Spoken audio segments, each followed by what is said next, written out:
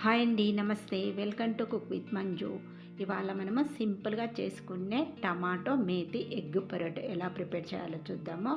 చాలా అంటే చాలా టేస్టీగా ఉంటుంది. సింపుల్గా ప్రిపేర్ చేసుకోవచ్చు. రైస్లోకి బాగుంటుంది, జొన్న రొట్టెలోకి, చపాతీలోకి కూడా చాలా బాగుంటుందండి. ఎలా ప్రిపేర్ చేయాలో ఇప్పుడు చూసేద్దాము. ఇక్కడ నేను 1/2 kg టమాటోస్ తీసుకున్నాను. బాగా పండిన టమాటోస్ అయితే బాగుంటుంది ఈ కర్రీ చేయడానికి. ఈ టమాటోస్ని మనం నీట్గా తుడిచేసుకొని కట్ చేసేసుకోవాలి. అండ్ టమాటోస్ను మనం చిన్న చిన్న ముక్కలుగా కట్ చేసేసుకోవాలి.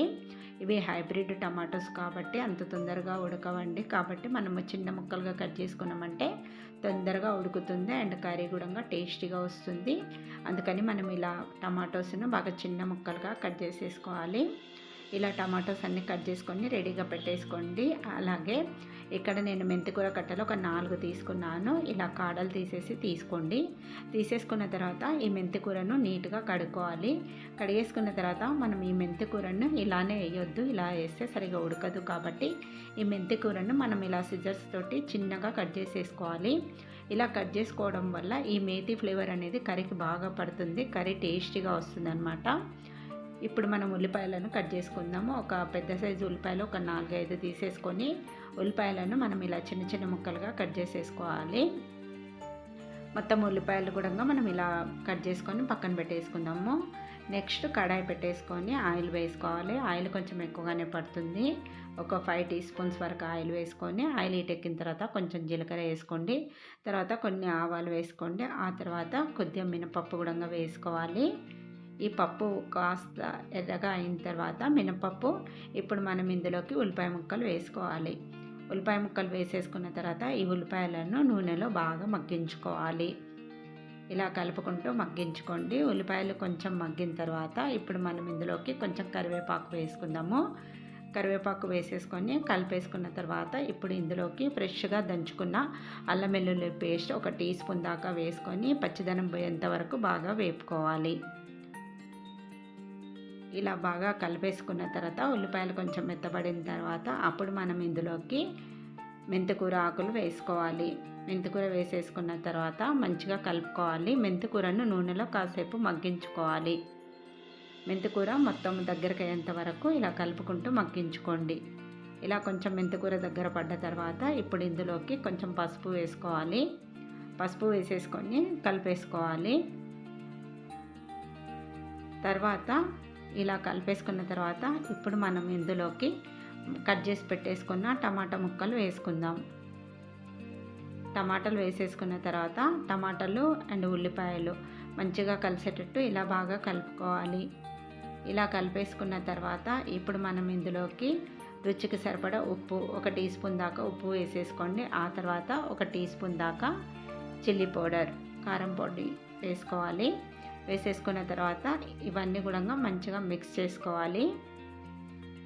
ఇలా బాగా కలుపుకోవాలి. కలిపేసుకున్న తర్వాత ఇప్పుడు మనము మూత పెట్టేసుకొని ఒక 5 నిమిషాల వరకు టమాటాలు బాగా మెత్తగా అయ్యేంత వరకు ఉడికించుకోవాలి.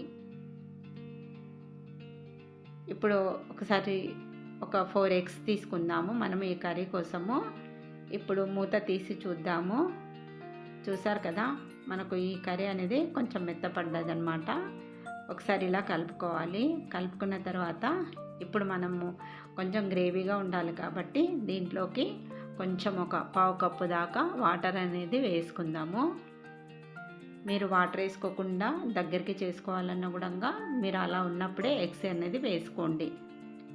ఇప్పుడు వాటర్ వేసేసుకున్నాం కదా, మంచిగా కలుపుకొని మూత పెట్టేసుకొని కొంచెం ఒక 2 నిమిషాలు ఆయిల్ పైకి వచ్చేంత వరకు ఉడికించుకుందాము.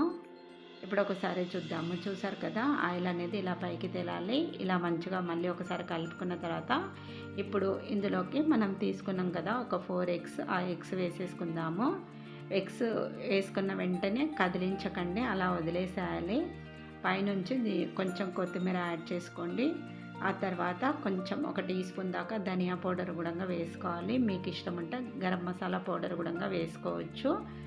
ఇలా ధనియా పౌడర్ వేసేసుకున్న తర్వాత దీనిపైన మూత పెట్టేసుకోండి. మూత పెట్టేసుకొని ఎగ్గుని ఒక 2 నిమిషాల వరకు మనము ఉడికించుకోవాలి. ఉడికించేసుకున్న తర్వాత మళ్ళీ మనం ఇప్పుడు మూత తీసి చూద్దాము. మధ్య మధ్యలో మాడకుండా చూసుకోవాలి.